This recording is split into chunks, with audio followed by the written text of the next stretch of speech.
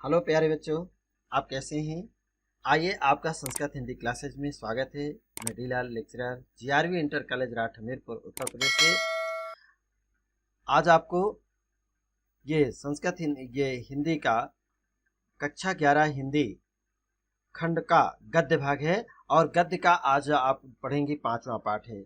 ये 5वां पाठ आप पढ़ रहे हैं। 5वां पाठ ये साइंस सामान्य हिंदी और साहित्यिक हिंदी, अर्थात चाहे वो कला आर्ट साइड का स्टूडेंट हो या साइंस साइड का स्टूडेंट हो, चाहे वो एग्रीकल्चर का हो, सभी के लिए ये पाठ बहुत ही अनिवार्य है, बहुत ही महत्वपूर्ण है और परीक्षा के लिए बहुत ही उपयोगी है। तो इस पाठ का हम आपको अध्ययन करना है और इस पाठ पर आधारित देखिए, इसके पहले आप पढ़ चुके हैं डॉक्टर संपूर्णानंद जी का जीवन परिचय, साहित्यिक परिचय और उनका भाषा शैली की विशेषताएं, इसका आपने बृहद रूप में अच्छे से आपने अध्ययन किया है। तो इस पाठ पर आधारित देखिए, डॉक्टर संपूर्णानंद जी ने शिक्षा का उद्देश्य क्या है और उनके द्वारा जो ये विरचित विचारात्मक, जो वर्णनात्मक और भावनात्मक उनके जो निबंध है, इस निबंध का देखिए बहुत श्रेष्ठ पर्सन थे ये डॉक्टर संपूर्णानंद जी। कोई साधारण नहीं, बहुत ही महान व्यक्तित्व के धनी। आप शिक्षा मंत्री भी रहे, भारत उत्तर प्रदेश के मुख्यमंत्री भी रहे और राज्यपाल भी रहे और ये आपके काशी हिंदू विश्वविद्यालय जो आप देख रहे हैं यहाँ पर सभापति के पद पर भी रहे। बहुत श्रेष्ठ पदों पर आप रहे। किस तरीके से इनके जो आपने शिक्षा का प्रमुख उद्देश्य आपने लिखा, उसका इन्होंने अपने विचारों को, अपने अनुभवों को इसमें पिरोया है। तो बहुत ही अच्छा पाठ है और इस पाठ को अध्ययन करने के लिए बहुत ही पूरे मन के साथ, हर्षोल्लास के साथ, प्रसन्नता के साथ आइए अध्ययन करते हैं कि इन्होंने इस पाठ में क्या बताया है और वास्तव में शिक्षा का उद्देश्य क्या है, आपके पढ़ने का क्या उद्देश्य हो सकता है, इसको निर्धारित करना है। तो आइए जुड़े हमारे साथ और निश्चय ही बेटा हमें आलस्य का परित्याग कर देना है, प्रसन्नता के साथ रहना है। आप तो जानते हैं ना, जब आप अध्ययन करते हैं, किसी भी बाग बगीचे में आप जाते हैं, किसी का मुरझाया हुआ फूल, किसी सूखे सूखे इन पत्तों को, मुरझाए हुए पत्तों को भी देखिएगा तो शोभा नहीं करते हैं। हंसते मुस्कुराते हरे भरे चेहरे ही आपको आनंददायक और प्रसन्नता प्रदान करते हैं, खुशी प्रदान करते हैं। तो आप खुश रहें, प्रसन्न रहें, हाँ, हंसते मुस्कुराते रहें और खुशी खुशी इस पाठ का अध्ययन करते हैं। आइए चलते हैं हमारे साथ। देखिए, आइए ये पहला पाठ है, आप इस पे आप लोग अध्ययन करते हैं। देखिएगा, अध्यापक और शिक्षा का प्रमुख उद्देश्य क्या है। अध्यापक और समाज के सामने सबसे बड़ा प्रश्न है। कौन सा प्रश्न है? लेखक क्या कहता है कि अध्यापक के भी सामने और समाज के सामने एक सबसे बड़ा प्रश्न है, शिक्षा किस लिए दी जाए। ये इस पर एक प्रश्न है और इस पर विचार जानना है। शिक्षा का जैसा उद्देश्य होगा उसी के अनुसार ही पाठ्य पुस्तकों का चुनाव भी होगा। और पर शिक्षा का उद्देश्य स्वतंत्र नहीं है, शिक्षा का उद्देश्य कोई निश्चित नहीं यहाँ पर दिया गया है। वो इस बात पर निर्भर है कि मनुष्य जीवन का उद्देश्य, मनुष्य का सबसे बड़ा पुरुषार्थ क्या है, अर्थात मानव जीवन का उद्देश्य क्या है, मनुष्य का सबसे बड़ा पुरुषार्थ क्या है, इस बात को आपको ज्ञान होना चाहिए। तो यहाँ प्रश्नात्मक, देखिए प्रश्नात्मक शैली का आपने प्रयोग किया और कई प्रश्न आपसे पूछे गए हैं। मनुष्य को उस पुरुषार्थ की सिद्धि के योग्य बनना ही शिक्षा का प्रमुख उद्देश्य है। अब आप समझ गए होंगे सभी बच्चे, आप अपनी बात को समझ लीजिएगा। पहला प्रश्न आपसे पूछा गया था, देखिए लेखक ने भी पूछा, डॉक्टर संपूर्णानंद जी ने, कि मनुष्य का शिक्षा, पहले सबसे पहले एक प्रश्न आता आपके सामने समाज में कि शिक्षा का उद्देश्य क्या है। तो यहाँ पर स्पष्ट किया गया कि मनुष्य को पुरुषार्थ की सिद्धि के लिए जो आप चाहते हैं उस सिद्धि के योग्य बनना, अर्थात उस कार्य के योग्य बनना ही शिक्षा का उद्देश्य है। जिस कार्य को आप करने जा रहे हैं और करना चाहते हैं, जो प्राप्त करना चाहते हैं, उस प्राप्त करने के योग्य बनना चाहिए। पहले आपके अंदर योग्यता का निर्माण हो, उस योग्यता का निर्माण करना ही शिक्षा का प्रमुख उद्देश्य है। देखिए, पुरुषार्थ दार्शनिक विषय है, पर दर्शन का जीवन से घनिष्ठ संबंध है। वो थोड़े से विद्यार्थियों का पाठ्य विषय मात्र नहीं है, अर्थात विद्यार्थियों का पाठ्य विषय मात्र नहीं है। प्रत्येक समाज को एक दार्शनिक मत को स्वीकार करना होगा, अर्थात हर समाज को, हर व्यक्ति को उसी के आधार पर उसकी राजनीतिक, सामाजिक और कौटुंबिक, मतलब पारिवारिक, ये सामाजिक और कौटुंबिक का मतलब होता है पारिवारिक, व्यवस्था का व्यूह खड़ा होगा। अर्थात ये आप समझ गए होंगे उसी के आधार पर कहने का तात्पर्य है कि उन्होंने स्पष्ट किया कि थोड़े ये जो आप दार्शनिक मत होता है, अर्थात तो थोड़े से विद्यार्थियों को जो पाठ्यक्रम दिया जाता है, थोड़े से विद्यार्थियों को जो पाठ्यक्रम पाठ्य विषय मात्र है, ये नहीं है। प्रत्येक समाज को एक दार्शनिक मत स्वीकार करना होगा। ये दार्शनिक मत और उसी के आधार पर उसकी राजनीतिक, सामाजिक और पारिवारिक व्यवस्था का पूरा खाका खड़ा होगा, जो समाज और अपने वैयक्तिक और सामूहिक जीवन को लेकर के प्रतीयमान उपयोगिता के आधार पर चलना चाहेगा, उसको बड़ी कठिनाइयों का सामना करना पड़ेगा। अर्थात यहाँ सिद्ध किया कि किस तरीके से शिक्षा का उद्देश्य को सिद्ध करते हुए डॉक्टर संपूर्णानंद जी ने स्पष्ट किया है, अपने विचारों को व्यक्त किया है कि एक भाग के आदर्श दूसरे विभाग के आदर्श से टकराएंगे। उनका स्पष्ट कह दिया गया कि एक विभाग के आदर्श दूसरे विभाग के आदर्श से टकराएंगे, उनमें कहीं न कहीं एक संघर्ष होगा। जो बात एक क्षेत्र से ठीक जचेगी वो दूसरे क्षेत्र में अनुचित भी कहलाएगी, अर्थात वो ठीक नहीं रहेगी। और मनुष्य के लिए अपना कर्तव्य बहुत ही स्थिर करना कठिन हो जाएगा। अर्थात मनुष्य के लिए अपना कर्तव्य स्थिर करना कठिन हो जाएगा कि कहाँ वो क्या सही है क्या गलत है, किस क्षेत्र में कौन सा काम करे।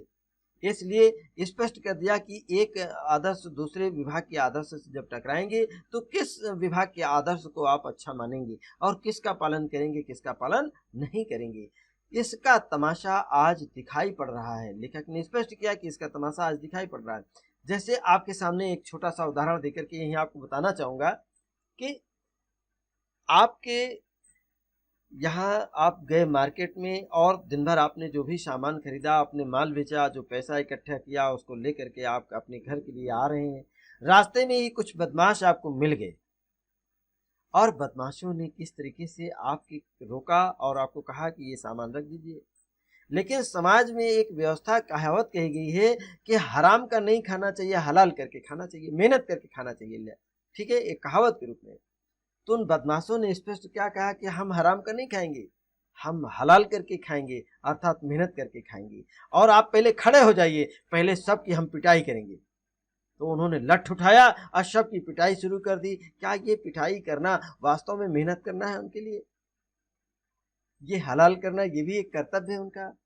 अरे जब बिना आपने कह दिया कि नहीं मारो पीटो नहीं, हमको सताइए नहीं, और जो भी आप हमसे लेना चाहते हो भैया ले लीजिएगा, तो उसको ले स्वीकार कर लेना चाहिए। लेकिन उनके मन में क्या खटक रही है कि समाज में जो एक कहावत लोगों ने कह दी कि हराम का नहीं खाना चाहिए, हलाल करके खाना चाहिए, तो उन्होंने आपके उस पैसे को जो आपसे लेना चाहे तो हराम का नहीं लेना चाहे। उन्होंने कहा कि आप पहले लाइन से खड़े हुए, सबकी पहले पिटाई होगी और पहले हलाल करेंगे तब खाएंगे, उसको पैसा लेंगे। ये कहाँ तक उचित है? क्या वास्तव में ये सच है? ऐसा करना चाहिए कि नहीं करना चाहिए? इसीलिए कहा गया कि एक विभाग के आदर्श दूसरे विभाग के आदर्श से कहीं न कहीं टकराएंगे, उनमें संघर्ष होगा और फिर आपके सामने एक दुविधा खड़ी हो जाएगी कि क्या करें क्या ना करें, हमारे लिए क्या करना चाहिए और क्या नहीं करना चाहिए। तो आइए यहाँ पर जो स्पष्ट किया गया है कि चोरी करना बुरा है, चोरी करना बुरा है, पर पराये देश का शोषण करना बुरा नहीं है।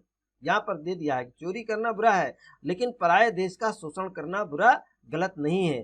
झूठ बोलना गलत है, बुरा है, पर राजनीति के क्षेत्र में सच बोलने पर अड़े रहना भी बहुत बड़ी मूर्खता है। कितनी बड़ी बात बताई, देखिएगा, आप मुख्यमंत्री भी रहे, आप शिक्षा मंत्री भी रहे और आप राज्यपाल भी रहे, और कितनी अच्छी बात बताई कि झूठ बोलना बुरा है, लेकिन राजनीति के क्षेत्र में सच बोलने पर अड़े रहना ये बहुत बड़ी मूर्खता है। सच नहीं बोलना चाहिए, ये भी देखिएगा। अर्थात कभी अड़ियल रुख नहीं अपनाना चाहिए। घर वालों के साथ, किसके साथ? घर वालों के साथ, देशवासियों के साथ और परदेशियों के साथ बर्ताव करने के लिए एक अलग अलग आचारावलियां अर्थात सदाचार या नियम या व्यवहार करने के नियम बन गए हैं।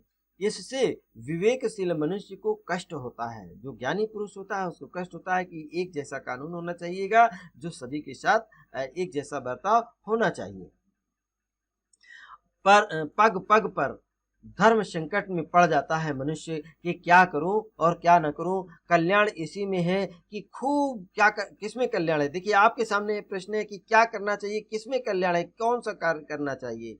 खूब सोच विचार कर एक व्यापक दार्शनिक मत अंगीकार किया जाए। अर्थात उनका मानना है, लेखक का मानना है कि बहुत सोच विचार करके आप किसी कार्य को करें, क्या करें क्या ना करें, इनमें सबसे पहले खूब उसको सोच विचार लें, तभी दार्शनिक तरीके से सोचने के पश्चात उस अंग को आप स्वीकार किया जाए और फिर सारे व्यवहार की नींव बनाया जाए। क्या बनाया जाए? सारे व्यवहार की नींव बनाई जाए, अर्थात उसके लिए एक दीवार, वहां पर भित्ति खड़ी की जाए, दीवार खड़ी की जा सके। ये असंभव प्रयत्न नहीं है, ये संभव है। जो आप लेखक ने मानना है कि ये संभव प्रयास होगा। प्राचीन भारत में देखिएगा, आप देखिए प्राचीन भारत की ओर संकेत करते हुए कैसे संपूर्णानंद जी क्या बताते हैं कि प्राचीन भारत ने वर्ण आश्रम इसी धर्म वर्ण आश्रम धर्म इसी प्रकार स्थापित किया था कि वर्ण आश्रम की जो व्यवस्था की और धर्म की स्थापना की। वर्तमान काल में रूस ने मार्क्सवाद को अपने राष्ट्रीय जीवन की सभी चेष्टाओं का केंद्र बनाया है और ऐसा करने से सभी उद्योग एक सूत्र में बंध जाते हैं। ये मार्क्सवाद का अध्ययन यहाँ पर देखिएगा, रूस के लिए भी आपने रूस का अध्ययन किया है और वहाँ पर भी मार्क्सवाद का अध्ययन करने के बाद उन्होंने इस बात को सिद्ध किया है और आदर्शों और कर्तव्यों के टकराने की संभावना बहुत ही कम हो जाती है जब ऐसा आप करते हैं। ये मार्क्सवाद से उन्होंने लिया कि राष्ट्रीय जीवन को मार्क्सवाद ने अपने राष्ट्रीय जीवन की सभी चेष्टाओं का केंद्र बनाया है। ऐसा करने से सभी उद्योग एक सूत्र में बंध जाते हैं और आदर्शों और कर्तव्यों के बीच में कभी टकराने की संभावना बिल्कुल नहीं रहती है, सबसे ज्यादा कम हो जाती है। ये लेखक का मंतव्य रहा। तो फिर आगे क्या बताया गया है, इस बात पर जानने के लिए आइए आगे की कुछ बातों को आप अध्ययन करेंगे। देखिए इस निबंध में दार्शनिक शास्त्रार्थ के लिए स्थान नहीं है। यहाँ पर क्या दिया गया, इस निबंध में दार्शनिक जो शास्त्रार्थ होता है इसके लिए स्थान नहीं है। मैं यहाँ इतना कह सकता हूँ कि मेरी समझ में भारतीय संस्कृति ने प्राचीन काल में अपने लिए आधार ढूंढ निकाला था। किसके लिए? अपने लिए एक आधार ढूंढ निकाला था कि अब वो अब भी वैसा ही श्रेयस्कर है, अर्थात श्रेष्ठ है। वो जो आधार था वो आज भी स्वीकार करने योग्य है, क्योंकि उसका सश्रय शाश्वत है, अर्थात जो उसके लिए आश्रय है, सश्रय है, अर्थात जो सश्रम में सहारा है, जिसको सहयोग में लेना चाहिए, वो सत्य है, नेचुरल है। आत्मा अजर और अमर है। लेखक ने क्या बता दिया कि आत्मा कैसी है? अजर है और अमर है। उसमें अनंत ज्ञान है, ज्ञान का अपूर्व भंडार है। हम सभी के अंदर जो आत्मा निवास करती है उसमें अपार ज्ञान का भंडार है। शक्ति और आनंद का भंडार भी है इसमें। देखिएगा आत्मा में क्या क्या है? अजर है, अमर है, अनंत ज्ञान है, शक्ति और आनंद का आत्मा में भंडार भी है। अकेले ज्ञान कहना ही पर्याप्त हो सकता है, आप कह सकते हैं कि ज्ञान भी है, क्योंकि जहां ज्ञान होता है वहां शक्ति होती है। बहुत अच्छी बात बताई गई है सभी विद्यार्थियों के लिए और हम सभी के लिए अनुकरणीय है। डॉक्टर संपूर्णानंद जी ने कितनी अच्छी बात यहाँ पर बताई है कि जहाँ ज्ञान है वहीं शक्ति है। आप बताइएगा, जहाँ ज्ञान है वहीं शक्ति है और जहाँ अज्ञानता है वही सबसे बड़ी कमजोरी है। आप यहाँ पर देखिएगा, जहाँ ज्ञान और शक्ति होते हैं वहीं आनंद भी होता है, अर्थात जहाँ शक्ति और ज्ञान दोनों चीजें होती हैं तो वहीं आनंद भी होता है और खुशी होती है। परंतु अविद्यावशात, अविद्या माने अज्ञानतावशात, जिनके पास अज्ञानता है या विद्या नहीं है, वो अपने स्वरूप को क्या करता है? भूल जाता है और इसी से अपने को अल्पज्ञ पाता है, अर्थात अपने आप को क्या हो जाता है? अपने को अल्पज्ञ का मतलब होता है कि जरा कम बुद्धि रहती है, कम जानकारी हो पाती है उसे। और अल्पज्ञता के साथ, इसी अज्ञानता के साथ साथ शक्तिमत्ता आती है। शक्तिमत्ता का तात्पर्य यहाँ पे अल्पज्ञता के साथ साथ क्या होगा? शक्तिमत्ता आती है और इसका परिणाम दुख होता है। जब आप अज्ञानता के वशीभूत होते हैं, आपको ज्ञान नहीं होता है, तो निश्चय ही आप दुख भोगने के भागी बन जाते हैं, आपको दुख प्राप्त होता है। तो सुख पाने के लिए आपको ज्ञान से परिपूर्ण होना चाहिए, विद्या में पारंगत होना चाहिए। बहुत अच्छी बात बताइए। भीतर से ऐसा प्रतीत होता है जैसे कुछ खोया हुआ है। क्या होता है? खोया हुआ। परंतु ये नहीं समझ में आता कि क्या खो गया है। आपको अंदर अंदर देखिए कि जब आपके अंदर अज्ञानता होती है, किसी बात की जानकारी नहीं होती है, तो आपको लगता है कि हमारे से कुछ खो गया है, लेकिन वो स्पष्ट नहीं कर पाते हैं, उसकी जानकारी नहीं, आपको आपको एहसास नहीं हो पाता है, केवल ये रहता है कि खो गया है। उसी खोई हुई वस्तु की अपने स्वरूप के निरंतर खोज रहती है, उसकी चाहत रहती है। आत्मा अनजान में भटका करता है। आत्मा कहाँ भटकेगा? आत्मा अनजान में ही भटकता है, कभी इस विषय की ओर दौड़ता है तो कभी उस विषय की ओर, परंतु किसी की प्राप्ति से उसे तृप्ति नहीं मिलती है, शांति नहीं मिलती है, उसका मन भरता नहीं है। ठीक है, क्योंकि अपना स्वरूप इन विषयों में नहीं है, अपना जो वास्तविक स्वरूप है इन विषयों में नहीं है। लेखक का मानना है कि जब तक आत्म साक्षात्कार न होगा, क्या नहीं होगा? आत्म साक्षात्कार आता तो अपनी आत्मा के बारे में आप नहीं जान पाएंगे। इसी को देखिएगा, आप संस्कृत दिग्दर्शिका में जब अध्ययन करेंगे तो आत्मज्ञ सर्वज्ञ नामक एक पाठ है, वहां पर भी यज्ञवल्क्य जी ने मैत्रेयी जी को किस प्रकार से अपनी उनकी जो धर्मपत्नियां थी, मैत्रेयी और कात्यायनी, दोनों के बीच में उन्होंने आत्मा को स्पष्ट कर दिया कि आत्मा ही जानने योग्य है, दर्शन करने योग्य है, मनन करने योग्य है, चिंतन करने योग्य है, देखने योग्य है जी। तो आत्मज्ञ सर्वज्ञ कहा, यही शब्द यहाँ पर भी स्पष्ट हो जाता है कि जब तक आत्मा का साक्षात्कार नहीं होगा तब तक अपूर्णता की अनुभूति आपकी बनी रहेगी और आनंद की खोज जारी रहेगी। तो आनंद को प्राप्त करने के लिए पहले आत्मा का साक्षात्कार होना अनिवार्य है, और इसी खोज में आपको सफलता और आनंद की प्राप्ति और अपने परम ज्ञान में जो स्वरूप में स्थित यही मनुष्य का पुरुषार्थ है। ये मनुष्य का पुरुषार्थ क्या है? आपसे प्रश्न पूछा जाएगा, ध्यान रखेंगे, तो इन प्रश्नों के उत्तर भी देने के लिए आप तैयार रहेंगे।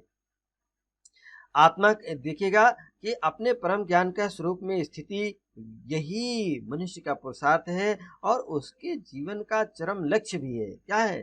चरम लक्ष्य, जो आपका निश्चित लक्ष्य है, जो अंत में आपको प्राप्त होता है, और उसको इस पुरुषार्थ साधन के योग्य बनाना ही शिक्षा का परम उद्देश्य है। अगर आपसे पूछा जाए शिक्षा का परम उद्देश्य क्या है, तो आप क्या बताएंगे? शिक्षा का परम उद्देश्य यही है कि आपको पुरुषार्थ के साधन के योग्य बनाना ही शिक्षा का उद्देश्य है। कि जो पुरुषार्थ आप कर रहे हैं वो पुरुषार्थ के आप योग्य बने, यही शिक्षा का उद्देश्य है। वो राजनीतिक और आर्थिक, देखिएगा, राजनीतिक, आर्थिक और सामाजिक व्यवस्था सबसे अच्छी है। कौन सी व्यवस्था? अर्थात वो राजनीतिक, आर्थिक व्यवस्था, सामाजिक व्यवस्था सबसे अच्छी है जिसमें पुरुषार्थ सिद्धि में सहायता मिल सके, पुरुषार्थ की सिद्धि में सहायता मिल सके, वही राजनीतिक, आर्थिक और सामाजिक व्यवस्था सबसे श्रेष्ठ होती है, सबसे अच्छी होती है। कम से कम बाधाएं तो न्यून हो। क्या हो? बाधाएं कम हो, उसमें बाधा कम पड़े, कम से कम बाधाएं आपके सामने हो, यही आपकी सफलता और सिद्धि का योग्य आप जब होते हैं तो निश्चय ही उसमें बाधाएं कम हो जाती हैं। ये आपने अध्ययन किया है, और इसी में डॉक्टर संपूर्णानंद जी ने आगे आपको क्या बताया है, इस बात की जानकारी के लिए कुछ अविशेष है। आइए चलते हैं। आत्मा का साक्षात्कार, देखिएगा, आत्मा साक्षात्कार का मुख्य साधन योगाभ्यास है। आपको कैसे आएगा? आपको अभ्यास से आएगा, योगाभ्यास करना होगा। योगाभ्यास सिखाने का प्रबंध राज्य नहीं कर सकता है, ये हमारे सरकारें नहीं कर सकती हैं, ना कोई पाठशाला का अध्यापक ही इसका दायित्व ले सकता है। अर्थात योगाभ्यास कराने का, जो सिखाने का और योगाभ्यास कराने का जिम्मा किसी अध्यापक के पास नहीं, न राज्य सरकार कर सकती, न किसी पाठशाला में। जो इस विद्या का खोजी होगा, किस विद्या का? योगाभ्यास का जो खोजी होगा, जानकार होगा, वह अपने लिए गुरु ढूंढ लेगा। अर्थात जिसे आवश्यकता होगी योगाभ्यास करने की, वो निश्चय कहीं न कहीं से योगाभ्यास कराने के लिए, सिखाने के लिए कोई न कोई गुरु अवश्य ढूंढ लेगा। लेखक ने बहुत अच्छी बात यहाँ पर बताई है, और इस बात को ध्यान रखिएगा। और योगाभ्यास, परंतु इतना किया जा सकता है कि यही समाज, इतना किया जा सकता है, और यही समाज और यही अध्यापक का कर्तव्य है। किसका कर्तव्य है? समाज का भी कर्तव्य है और अध्यापक का भी कर्तव्य है। क्या कर्तव्य है? कि योगाभ्यास के प्रति आप खोज करें और योगाभ्यास के लिए अधिक से अधिक शिक्षित करें, जागरूकता पैदा करें कि व्यक्ति के अधिकारी बनने में सहायता दी जाए, व्यक्ति को अधिकारी मतलब योग्य बनाने में उसकी सहायता की जाए, मदद की जाए और अनुकूल वातावरण भी उत्पन्न किया जाए। यह समाज का भी कर्तव्य है और अध्यापक का भी कर्तव्य है कि आप जब श्रेष्ठ बना रहे हैं उसको, तो उसके लिए पूरा वातावरण भी आप तैयार करें, उसमें सहयोग करें। यहाँ पाठ्य विषयों की चर्चा करना अनावश्यक है। उस पर चर्चा करने के लिए लेखक ने अपने विचारों को व्यक्त किया। विचारात्मक शैली कि पाठ्य विषयों पर चर्चा करना व्यर्थ है और वो ब्यौरे की बात है। किसकी बात है? ब्यौरा, लिखा जोखा।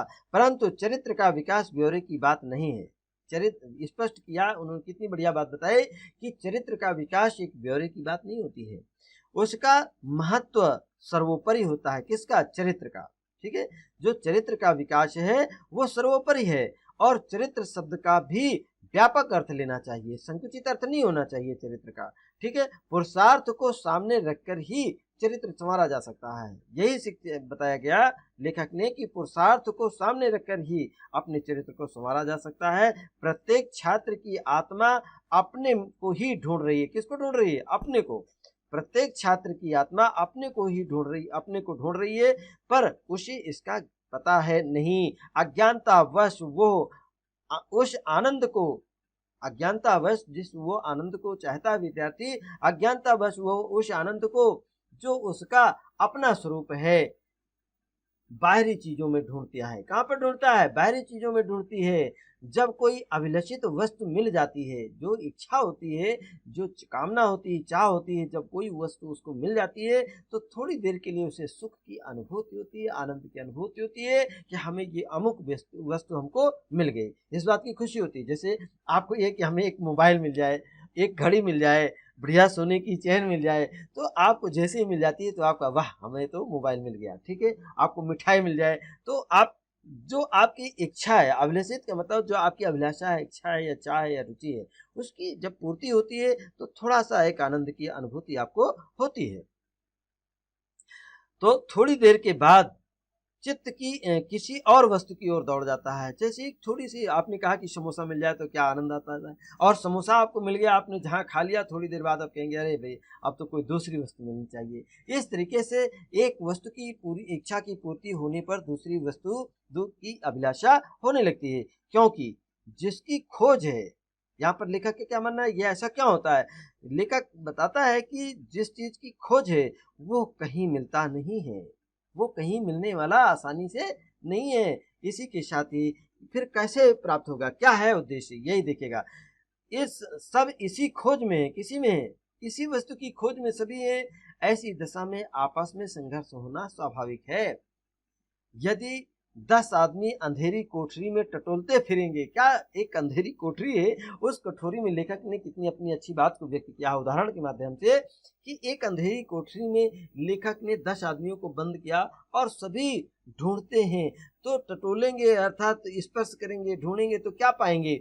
सभी बिना टकराए, स्पष्ट दे दिया उन्होंने कि फिरेंगे तो क्या होगा, बिना टकराए रह नहीं सकते, अर्थात वो आपस में टकराएंगे जरूर। एक ही वस्तु की अभिलाषा जब 2 या 2 से अधिक मनुष्य करेंगे, इतनी बढ़िया बात बताई है लेखक ने कि जब एक ही वस्तु की अभिलाषा जब 2 या 2 से अधिक मनुष्य करेंगे तो उनमें अवश्य ही मुठभेड़ होगी, संघर्ष होगा। आप देख रहे हैं, एक आपके 4 पद, मान लीजिए किसी अधिकारी के 4 पद वैकेंसी आई है, नौकरी के लिए आवेदन किए गए हैं, आप 10,000 लोग हैं, तो 10,000 लोगों में उसी 4 पद को पाने के लिए एक संघर्ष उत्पन्न हो गया। क्या है? सभी को इच्छा है कि पहले हमको नौकरी मिल जाए, ठीक है, अच्छे पदों पर। तो यही मुठभेड़ है, आपको स्पष्ट क्या संघर्ष है। अगला देखिएगा चीज का उपयोग तो एक ही कर सकते ना, जैसे कि एक वस्तु है, एक पद है, तो एक पद पे एक ही व्यक्ति की नियुक्ति होगी, 10 की नहीं हो सकती है ना। और जब यहाँ पर 100 लोगों ने आवेदन किया तो 100 लोग ही उसकी तैयारी करेंगे, यही कंपटीशन ही मुठभेड़ है। ठीक है, तो इस प्रकार एक दूसरे से ईर्ष्या की भावना, द्वेष की भावना, क्रोध की भावना, ये निरंतर सभी बढ़ते रहते हैं। ज्ञान और शक्ति की कमी से, किसकी कमी से? ज्ञान और शक्ति की कमी से सफलता कम ही मिलती है। जो ज्ञान और शक्ति में श्रेष्ठ होगा उसी को सफलता मिलती है। इससे अपने ऊपर ग्लानि होती है। जब आप असफल होते हैं, आप वहाँ पर अपने उद्देश्यों की पूर्ति आपकी नहीं होती है, तो आपके अंदर क्या होगा? आत्मग्लानि होती है। अर्थात दृश्यमान के नीचे एक मूक वेदना टिसती रहती है। ये वेदना अर्थात कष्ट, ये मूक है, ये स्पष्ट नहीं होती है। अंदर ही अंदर आपको घुटन होती है कि काश मुझको ऐसी चीज की प्राप्ति नहीं हुई। यह अध्यापक का काम है। किसका काम है? अध्यापक का काम है कि वो अपने छात्र में चित्त की एकाग्रता करने का अभ्यास डाले। ये सभी देखेगा। शिक्षा के उद्देश्य में समाज के लिए क्या कर्तव्य है ये भी स्पष्ट किया। और यहाँ पर इस पैराग्राफ के अंतर्गत, अनुच्छेद के अंतर्गत ये स्पष्ट किया गया है कि एक अध्यापक का क्या कर्तव्य है, अपने छात्र के प्रति उसको कैसा व्यवहार करना चाहिए, क्या करे ऐसा। इस बात में अपने विचार को व्यक्त करते हुए डॉक्टर संपूर्णानंद जी ने बताया कि अध्यापक का काम है कि वो अपने छात्र में चित्त की एकाग्र करने का अभ्यास डाले, और एकाग्रता ही आत्म साक्षात्कार की कुंजी है। यदि आपसे प्रश्न पूछा जाए कि आत्मा साक्षात्कार की कुंजी, आत्मा के साक्षात्कार की कुंजी क्या है, तो आप क्या बताएंगे? एकाग्रता ही आत्म साक्षात्कार की कुंजी है।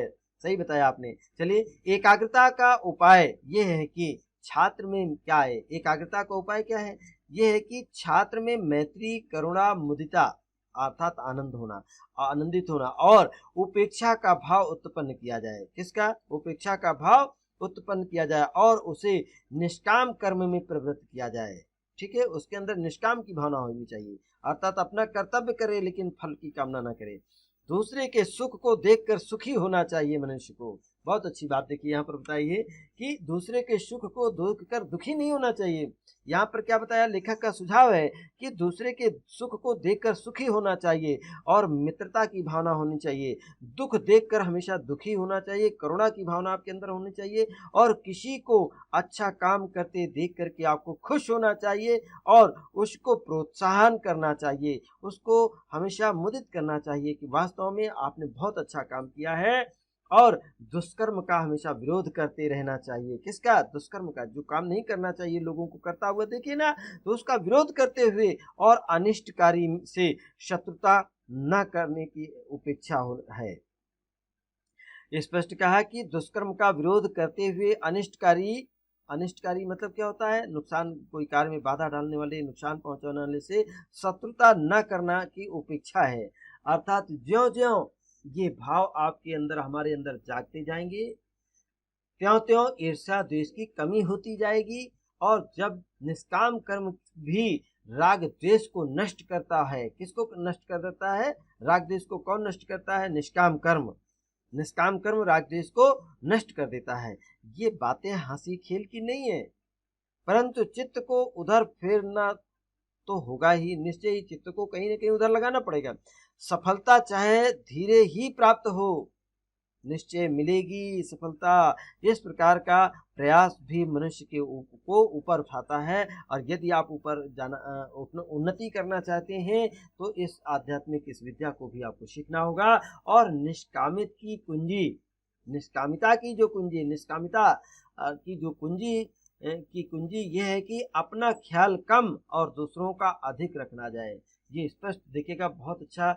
यहाँ पर स्वतंत्रता, समानता, बंधुत्व और राष्ट्रीय एकता और अखंडता के लिए भी डॉक्टर संपूर्णानंद जी ने हम सभी के लिए सुझाव दिया है कि हमेशा अपने से कम दूसरों का भी हमें ख्याल रखना चाहिए। जब भी आप मोटर वाहन से अपनी यात्रा कर रहे होते हैं, मोटरसाइकिल से या कैसे भी, तो गाड़ी चलाते समय अपने साथ साथ आप दूसरों का सबसे ज़्यादा ख्याल रखें।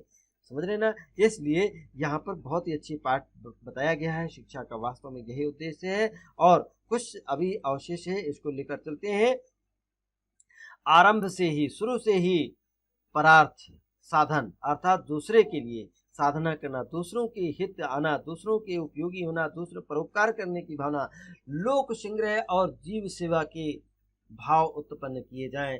बच्चे के अंदर परोपकार की भावना उत्पन्न किया जाए। जब कभी मनुष्य से थोड़ी देर के लिए सच्ची सेवा बन पड़ती है, तो उसे बड़ा आनंद मिलता है। ठीक है, भूखे को अन्न देते समय, जलते हुए या डूबते हुए को बचाते समय, रोगी की सेवा शुश्रूषा करते समय, कुछ देर के लिए उसके साथ तन्मयता हो जाती है। जब आप उसकी सेवा करते हैं तो आपको आनंद की अनुभूति होती है। मैं पर, यहाँ पर शब्द क्या है, मैं पर का जो प्रभाव, मैं और पराये का जो भाव है वो तिरोहित हो जाता है, अर्थात दूर हो जाता है, नष्ट हो जाता है। उस समय अपने स्व की एक झलक मिल जाती है। स्व की मतलब अपनेपन की, स्व माने क्या होता है, अपने अर्थात मैं की एक झलक मिल जाती है।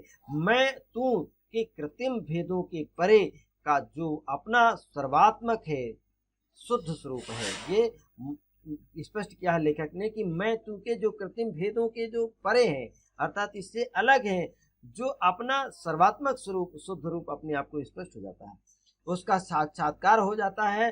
जो जितने ही बड़े क्षेत्र के साथ तन्मयता प्राप्त कर सकेगा, बड़े क्षेत्र के साथ जितने अधिक से अधिक लोगों के बीच में सेवा शुश्रूषा करके जो उसे विशिष्ट आनंद की प्राप्ति होगी, उसको आनंद और स्वरूप दर्शन की उतनी ही अधिक उपलब्धि होगी। हमारी सुविधा और चरित्र निर्माण के लिए यह तो नहीं हो सकता कि लोग आए दिन, लोग क्या करें, लोग आए दिन डूबा और जला करें या भूखे और प्यास से तड़पा करें, परंतु सेवा के अवसरों की कमी भी नहीं होती है। और सेवा करने में भाव ये होना चाहिए, क्या नहीं भाव होना चाहिए, लेखक ने क्या बताया है कि सेवा करने में ये भाव नहीं होना चाहिए कि मैं उसका उपकार कर रहा हूँ। आप उपकार नहीं कर रहे हैं, वरन यह कि इसकी बड़ी कृपा है जो मेरी तुच्छ सेवा को स्वीकार कर रहा है। आपके अंदर ये भाव होना चाहिए। कैसे भाव होना चाहिए, लेखक ने बहुत अच्छी बात बताई भाई, और सभी के लिए बहुत अनुकरणीय है। वास्तव में शिक्षा का क्या उद्देश्य है, डॉक्टर संपूर्णानंद जी ने जो उद्देश्य यहाँ पर व्यक्त किए हैं शिक्षा के, वास्तव में बहुत ही राष्ट्र की एकता और अखंडता को बनाए रखने के लिए और चरित्र के निर्माण में बहुत ही सहायक है।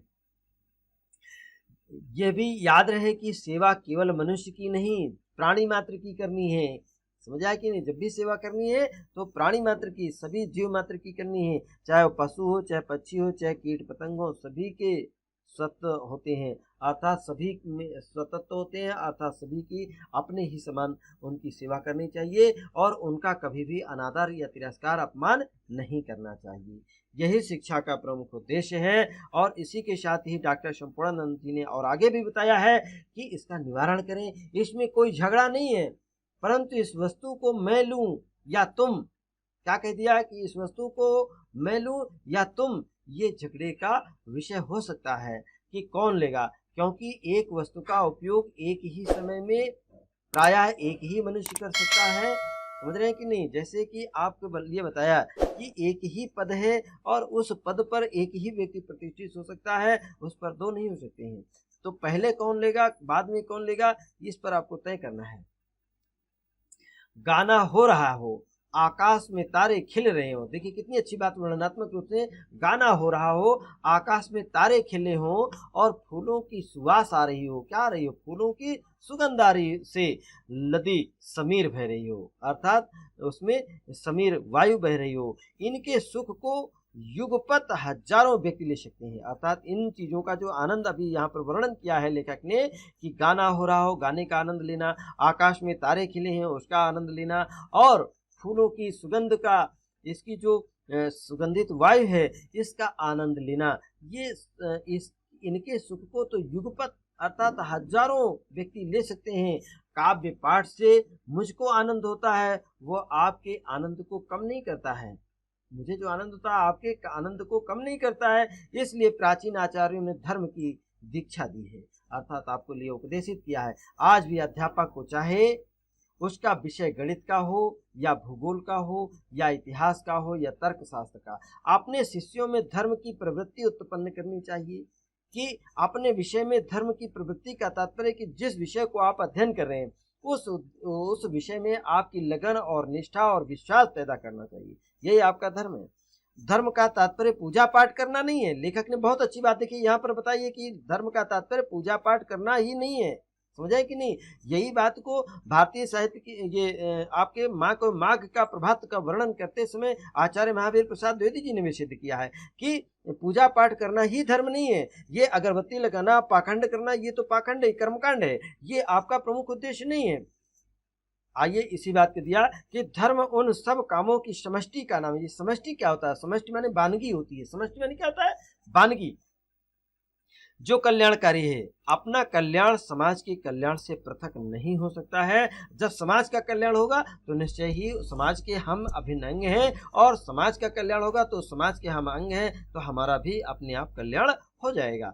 यही शिक्षा का उद्देश्य है, और इसी शिक्षा के उद्देश्य को ध्यान में रखते हुए मनुष्य के बहुत से ऐसे गुण हैं। कैसे गुण हैं, लेखक ने क्या बताया है, देखिएगा, थोड़ा सा रसास्वादन की आप अनुभूति करें और ध्यान रखें कि आपको देखिएगा, हमारी उत्तर प्रदेश सरकार ने, अभी आप बताएंगे कि शिक्षा का क्या उद्देश्य है। हमारे डॉक्टर संपूर्णानंद जी ने, जो इस देश के उत्तर प्रदेश के मुख्यमंत्री भी रहे हैं, राज्यपाल भी रहे हैं और शिक्षा मंत्री भी रहे हैं, बहुत अच्छे अच्छे मुख्य पदों पर आप आसीन रहे हैं। तो समाज के कल्याण के लिए, देश के कल्याण के लिए, देश की एकता और अखंडता को बनाए रखने के लिए, सभी लोगों में राष्ट्र की भावना जागृत करने के लिए, राष्ट्र के प्रति भक्ति की भावना और इस देशभक्ति के लिए उन्होंने क्या सुझाव दिए, इसका अध्ययन करेंगे बाद में। पहले थोड़ा सा जान लें कि हमारी उत्तर प्रदेश सरकार ने इस समय जो कोविड-19 महामारी चल रही है, इस महामारी से बचने के लिए और आपके जो पाठ्यक्रम हैं, इस पाठ्यक्रम को, आपकी शिक्षा व्यवस्था को बनाए रखने के लिए, आगे बढ़ाने के लिए आपको छात्रों के हित में एक स्वयं प्रभा चैनल उन्होंने चलाया है। दूरदर्शन में भी चल रहे हैं, और इस टीवी, जो बच्चे के पास मोबाइल नहीं है, टीवी है, तो घर में टीवी के माध्यम से 11 बजे से लेकर के 2 बजे के बीच में, 11 बजे से 2 बजे तक, और फिर इसके बाद 4 बजे से लेकर 6 बजे तक आपको चैनल पर 11 और 12 का जो विषय के अनुसार आपको पाठ्यक्रम निर्धारित है, उस पर आपको पढ़ाया जाता है। जिन बच्चों के पास ऑनलाइन मोबाइल की व्यवस्था नहीं पढ़ सकते हैं, वो बच्चे टीवी के माध्यम से अध्ययन करें और स्वयं प्रभा चैनल जरूर देखें, उसका लाभ लें। और सरकार की यही मंशा है कि जिन बच्चों के पास ये व्यवस्था नहीं है, वो टीवी के माध्यम से अपनी पढ़ाई जारी रखें। चलिए आगे देखते हैं कि डॉक्टर संपूर्णानंद जी ने शिक्षा का क्या उद्देश्य बताया है। देखिए, मनुष्य के बहुत से ऐसे गुण हैं जिनका विकास समाज में ही रहकर होता है, अकेले रहकर नहीं होता है। और बहुत से ऐसे भोग और सुख हैं जो समाज में प्राप्त होते हैं, अकेले रहकर नहीं प्राप्त होते हैं। जी, इसलिए समाज को ध्यान में रखकर ही धर्म का आदेश देता है। अर्थात हमेशा धर्म को ध्यान में रखना चाहिए, समाज को ध्यान में रखना चाहिए। परंतु हमारे समाज में केवल मनुष्य नहीं है, अर्थात इसमें मनुष्य ही नहीं है, हम जिस समाज के अंग हैं उसमें देव भी हैं, पशु भी हैं, मनुष्य भी हैं। इन सब का हम पर प्रभाव पड़ता है और सबका हमारे ऊपर ऋण है। सभी ने हमें सुख सानिध्य प्राप्त दिया है, और उसका हमें लाभ, जब लाभ उठा रहे हैं तो हमें सभी को साभार उनका धन्यवाद देना चाहिए। इसलिए सबके प्रति हमारा क्या कर्तव्य है, समाज के प्रति हमारा क्या कर्तव्य है, यहाँ पर शिक्षा का उद्देश्य के माध्यम से लेखक ने अपने विचारों को व्यक्त किया है कि हमको इस प्रकार रहना चाहिए। किस प्रकार से रहना चाहिए, एक विद्यार्थी को कैसे रहना चाहिए, अध्यापक को कैसे रहना चाहिए और समाज को कैसे रहना चाहिए, इस बात को यहाँ पर व्यक्त करते हुए बताया कि हमें इस प्रकार से रहना चाहिए कि हमारे पूर्वज संस्कृति का जो प्रकाश हमारे लिए छोड़ गए हैं, उनका लोप ना होने पाए। जो नैतिक मूल्यों की स्थापना करने के लिए जो हमारे महापुरुषों ने, हमारे ऋषियों ने शोध करके रखा है, रास्ता दिखाया है, उसको कभी नष्ट नहीं होने दिया जाए और हमारे पीछे आने वालों तक वो पहुंचाया जाए। अर्थात हमारे बाद में जो पीढ़ी आ रही है उसको भी उसे हमें बताना है, सिखाना है और उसका पालन करने के लिए प्रेरित करना है। आपको रोल मॉडल बनना है। इसलिए हमारे कर्तव्यों की जो डोर है वो पितरों से लेकर वंशजों तक पहुंचती है, और इसी विस्तृत कर्तव्य राशि को धर्म कहते हैं। इसी को क्या कहते हैं, जो कर्तव्य राशि है इसी को धर्म कहते हैं। धर्म किसे कहते हैं, इसको आप समझ गए होंगे। आइए, और धर्म पूजा पाठ करने वाले को ही धर्म नहीं कहते हैं। अगरबत्ती लगाना ही छुआछूत की, ये अपवित्र है, ये पवित्र है, ये ऊंच है, ये नीच है, ये भेदभाव, जातिवाद, भाषावाद, ये सभी धर्म नहीं है। आप इससे बचिए। आज सब अपने अपने अधिकारों के लिए लड़ते हैं और इस झगड़े का कहीं अंत नहीं हो सकता है। यदि धर्म बुद्धि आपके अंदर जाग जाएगी, क्या जाग जाएगी, धर्म बुद्धि, और सब अपने अपने कर्तव्यों में तत्पर हो जाएं। देखिए, मास्टर अध्यापक हो, चाहे हमारा छात्र हो, और चाहे डॉक्टर हो, चाहे इंजीनियर हो, सभी अपने अपने कर्तव्यों में तत्पर हो जाएं तो विवाद की जड़ ही कट जाएगी और विवाद स्वतः समाप्त हो जाएगा और सबको अपने उचित अधिकार अपने आप प्राप्त हो जाएंगे। और लोग हमारे साथ कैसा व्यवहार करते हैं, और लोग हमारे साथ कैसा व्यवहार करते हैं इसकी ओर कम, और हम खुद औरों के साथ कैसा व्यवहार करते हैं इसकी ओर अधिक ध्यान देने की आवश्यकता है। लेखक ने बहुत अच्छी बात बताई है। वास्तव में हम आप सभी को एक उत्तम चरित्र निर्माण करने के लिए जो उनके सुझाव हैं उसको मानना चाहिए कि लोग हमारे साथ कैसा व्यवहार करते हैं इस बात पर नहीं, लेखक ने यहाँ पर स्पष्ट किया कि हमारे साथ लोग कैसा व्यवहार करते हैं इस बात पर विचार नहीं करना चाहिए, बल्कि ये सोचना है कि हम दूसरों के साथ कैसा आचरण कर रहे हैं इस पर विशेष ध्यान देने की आवश्यकता है। तो हमें सजग रहना है, और लेखक ने शिक्षा के उद्देश्य के माध्यम से जो हमें शिक्षा दी है, जो हमें सिखाया है, जो वास्तव में चरित्र निर्माण करने के लिए जो सुझाव दिए हैं इसको मानना है। इसी के साथ आगे चलते हैं। देखिए, परंतु इस बुद्धि की जड़ तभी मजबूत हो सकती है जब चित्त में सत्य के लिए निर्बाध प्रेम हो। आपके मन में सत्य के लिए निर्बाध प्रेम होना चाहिए कि हमें सत्य का पालन करना है, और सभी शास्त्र इस प्रेम को उत्पन्न कर सकते हैं। पर शर्त क्या है? यह है कि ज्ञान और औषधि की घूंट की भांति ऊपर से न पिलाया जाए, अर्थात ऊपर से नहीं बल्कि अंदर से होना चाहिए। सत्य को धारण करने के लिए अनुसंधान और आलोचना की बुद्धि का उद्बोधन होना चाहिए। समझ आया कि नहीं? और वो बुद्धि निर्भयता के वातावरण में पनप सकती है। ये बुद्धि जो होती है कहाँ पर पैदा होती है? निर्भयता हो। जहाँ पर डर होता है, संकोच होता है, झिझक होता है, वहां पर नहीं उत्पन्न हो सकती है, नहीं पनपेगी। अध्यापक को देखिएगा यथाशक्य ये वातावरण उत्पन्न करना होगा। किसको? अध्यापक को। अध्यापकों के लिए बहुत अच्छी सलाह दी है लेखक ने यहाँ पर। समाज अध्यापक के साथ क्या करे इसको भी आपको बताया गया है। आइए, इससे ये स्पष्ट हो गया होगा कि अध्यापक को अपने छात्र में कैसा चरित्र विकसित करने का प्रयत्न करना चाहिए। अच्छे उपाध्याय, जो अच्छा अध्यापक के निकट पड़ा हुआ, जो स्नातक सत्य का प्रेमी, ग्रेजुएट सत्य का प्रेमी और खोजी होगा, उसके चित्त में जिज्ञासा का, ज्ञान का आदर होगा। अर्थात जब बच्चे के अंदर ज्ञान की प्राप्ति हो जाएगी, ज्ञानी हो जाएगा, तो वास्तव में उस ज्ञान का सम्मान करेगा और हृदय में नम्रता उत्पन्न होगी। जिस व्यक्ति के अंदर, जिस बच्चे को आप मन से आपने सिखाया है, तो बच्चे के अंदर नम्रता और आदर और अनुसूया, ईर्ष्या न करना, प्राणी मात्र के लिए सौहार्द भाव जागृत हो जाएगा। वो तपस्वी होगा, संयमित होगा और परिश्रमी होगा, सौंदर्य का उपासक होगा और हर प्रकार की अन्याय और अत्याचार और कदाचार का निर्मम विरोधी होगा। उसका खुले शब्दों में विरोध करेगा। इस धर्म और त्याग उसके जीवन की प्रबल प्रेरक शक्तियां होंगी। उसका सदैव ये प्रयत्न होगा, यही उसका कोशिश होगी कि यह पृथ्वी अधिक सभ्य और सुसंस्कृत हो जाए, समाज अधिक उन्नत हो जाए, ये समाज निरंतर उन्नति को प्राप्त करे। इसका तात्पर्य ये है नहीं कि सब सन्यासी हो जाए, इसका ये मतलब नहीं है। लेखक का मानना है कि गृहस्थ पर धर्म का भार सन्यासी से कहीं कम नहीं होता है, गृहस्थ पर ज्यादा होता है। और जो जितने भी ये आश्रम बनाए गए हैं, तो गृहस्थ आश्रम सबसे श्रेष्ठ आश्रम है। व्यापार, शासन और परिवार के क्षेत्र में, कुटुंब के क्षेत्रों में भी धर्म का स्थान है। ये भी दावा नहीं किया जा सकता है कि इन लोगों में राग द्वेष का नितांत अभाव हो जाएगा, ऐसा नहीं है। कोई दुराचारी होगा ही नहीं। अध्यापक और समाज प्रयत्न भाव बहुत ही कोशिश मात्र कर सकते हैं, और इस प्रयत्न का इतना परिणाम तो निसंदेह होगा ही कि बहुत से लोग ठीक राह पर चल सकेंगे और अपने पुरुषार्थ को पहचानने लगेंगे।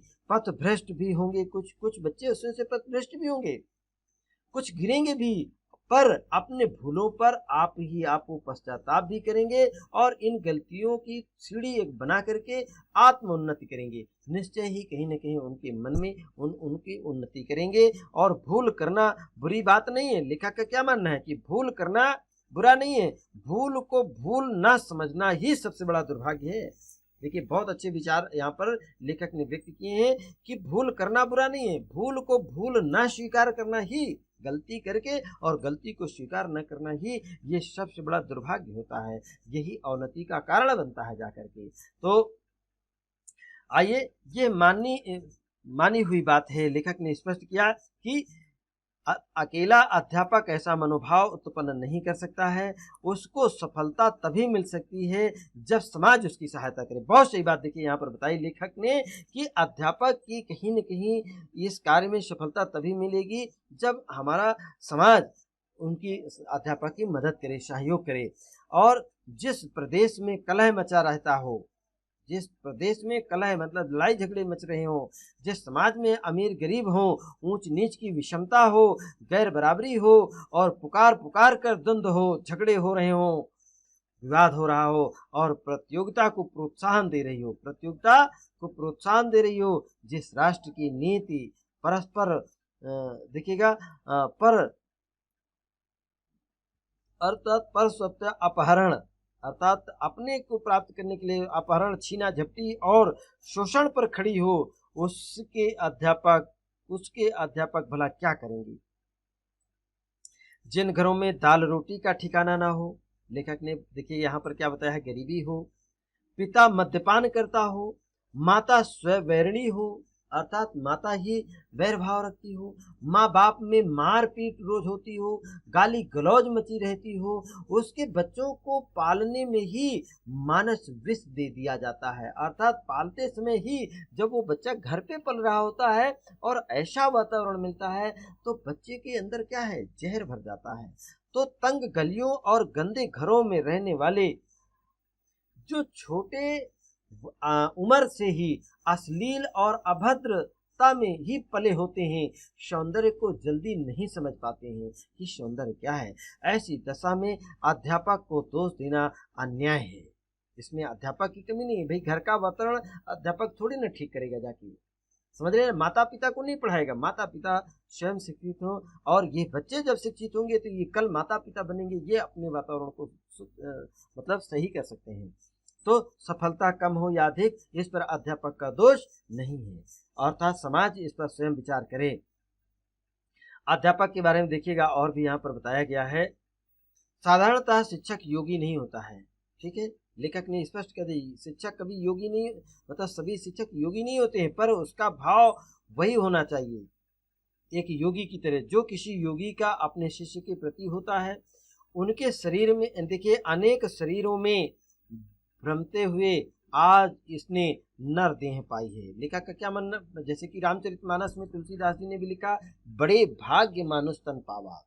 ये बड़े भाग्य से बड़े अच्छे कर्म करने के पश्चात नाना प्रकार की योनियों में भटकता हुआ ये मानव का जन्म मिला है और मेरे पास छात्र रूप में आया है। कौन आया है? अध्यापक के मन में ये भावना होनी चाहिए। कैसी भावना की? ये छात्र मेरे पास आया हुआ है, यदि मैं इसको ठीक मार्ग पर लगा सका, इसके चरित्र को यथोचित विकास प्राप्त करने में बल जुटा सका, तो समाज का कल्याण होगा और इसका न केवल ऐहिक वरन आमुषिक, देखिएगा स्पष्ट बहुत अच्छी बात बताई, आमुष्मिक कल्याण होगा, अर्थात आध्यात्मिक भी कल्याण होगा। यदि इसे आगे शरीर धारण करना भी पड़ा होगा, मतलब इसको आगे भी शरीर धारण करना भी पड़ा, तो वो जन्म इस जन्म से ऊंचे ही होंगे, नीचे नहीं होंगे। ये समय ये बात में परिस्थितियों से अभिभूत हो जाता है और इसकी स्वतंत्र आत्मा प्रतिक्षण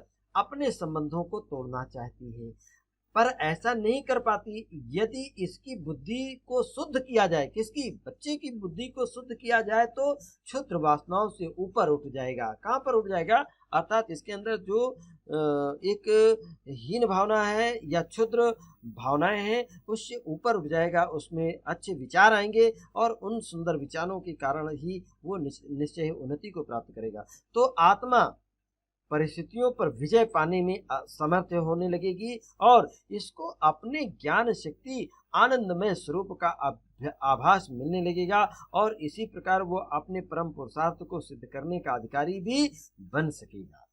इसी भावना से जो अध्यापक प्रेरित होगा वो अपने शिष्य के कामों को उसी दृष्टि से देखेगा जिससे बड़ा भाई अपने घुटने के बल चलने वाले छोटे भाई की चेष्टाओं को देखता है। देखिए यहाँ पर लेखक ने स्पष्ट किया कि जैसे बड़ा भाई छोटे भाई की चेष्टाओं को देखता है, उसी तरह से अध्यापक भी अपने बच्चे के प्रति, अपने छात्र के प्रति ऐसे भावों को रखे। और उसकी भूलों को तो ठीक करना ही होगा। किसकी? अध्यापक का कर्तव्य है कि छात्र की जो गलतियां हैं, जो कमियां हैं, उसको भूल को सुधारना होगा। और परंतु कैसे? सहानुभूति और प्रेम के साथ। उसको डांट कर, डपट कर, मार कर, पीट कर उसको नहीं, उसको समझा करके और बड़ी प्रेम के साथ उसको प्यार से आपको उसको सिखाना पड़ेगा। यही शिक्षा का परम उद्देश्य रहा। और डॉक्टर संपूर्णानंद जी ने बहुत अंतिम पैरा में, इस अंतिम पैरा में बहुत अच्छी बात बताई है। आइए कैसे? ये आदर्श बहुत ऊंचा है, पर अध्यापक का पद भी कहीं कम ऊंचा नहीं है। आदर्श भी ऊंचा है और अध्यापक का पद भी, इस गर्म्यामयी पद है, ये कम ऊंचा नहीं है। जो वेतन का लोलुप होता है और वेतन की मात्रा के अनुसार ही काम करना चाहता है, उसके लिए इसमें जगह नहीं है। अर्थात वो सच्चा अध्यापक नहीं हो सकता है जो केवल वेतन के लिए ही पढ़ाते हैं।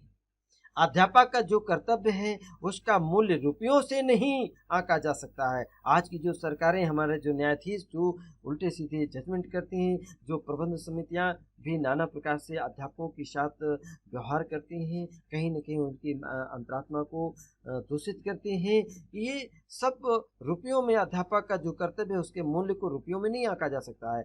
किसी समय जो शिक्षक होता था, किसी समय जो शिक्षक होता था वही धर्मगुरु और पुरोहित भी होता था, और जो बड़ा विद्वान और तपस्वी होता था वही इस भार को उठाया करता था। शिष्य को ब्रह्म विद्या का पात्र बनाना और यजमान को दिव्य लोक का अधिकारी बनाना सबका काम नहीं है, ये केवल शिक्षा का ही काम है। आज ना वो धर्म गुरु रहे और ना ऐसे कहीं पुरोहित रहे, पर क्या हम शिक्षक भी इसीलिए कर्तव्यच्युत हो जाएं, अपने कर्तव्य से नीचे चले जाएं? हमको अपने सामने वही आदर्श रखना चाहिए शिक्षकों के लिए। इसलिए बहुत अच्छी बात बताई यहाँ पर, हम सभी शिक्षकों को अपने सामने वही आदर्श रखना चाहिए और अपने को उस दायित्व का बोझ उठाने के योग्य बनाने का निरंतर अथक प्रयत्न भी करना चाहिए। अर्थात अध्ययन करने में भी आपको पीछे नहीं रहना चाहिए।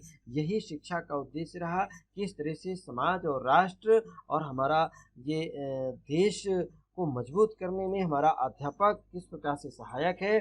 एक बच्चे के चरित्र के निर्माण में किस प्रकार से उसके माता पिता और अध्यापक सहायक है। अध्यापक को बच्चे के साथ, इस समाज के साथ निर्माण में, बच्चे को चरित्र निर्माण में क्या क्या कैसे कैसे कार्य करना चाहिए, इस बात को डॉक्टर संपूर्णानंद जी ने शिक्षा के उद्देश्य के नामक निबंध में अपनी बात को स्पष्ट की है। और सभी छात्रों ने बड़े धैर्य के साथ, आनंद के साथ आपने इसका आनंद लिया है, खुशी खुशी। और निश्चय ही इस पाठ पर आधारित प्रश्न गद्यांश दिए जाएंगे, गद्यांश पर आधारित आपसे प्रश्न पूछे जाएंगे। उन प्रश्नों को आपको तैयार देना होगा, प्रश्नों के उत्तर देना होगा। तो निश्चय ही घर से इसको एक बार फिर से इस वीडियो को सुनिए, इस पाठ को पढ़िए और उसके भावार्थ को निकालिए और इनके उत्तर देने के लिए आप तैयारी करके आएंगे। कल आपकी इस क्लास में हम इस गद्यांश पर आधारित, इस पाठ पर आधारित बहुत से प्रश्न रखेंगे, उन प्रश्नों के उत्तर आपको देना होगा। ठीक है, इसी आशा और विश्वास के साथ सभी खुश रहें, प्रसन्न रहें और सभी का बहुत बहुत धन्यवाद। हम फिर मिलेंगे अगले लेक्चर में। सभी को बहुत बहुत धन्यवाद। नमस्कार।